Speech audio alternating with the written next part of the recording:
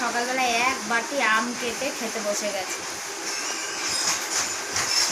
দেখেছো তোমরা আম খেতে কে কে ভালোবাসো? দেখো এক বাটি, এখন জানোই তো আমের সময়। এই বসে এখন খেয়ে নেবো এক বাটি আম।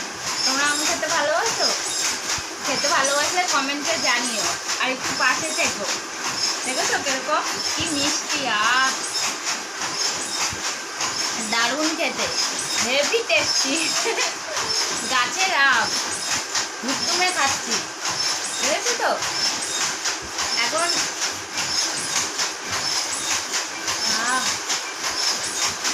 দেখো কি করছি, এইগুলো সব বসে বসে এখন খেয়ে নেবো।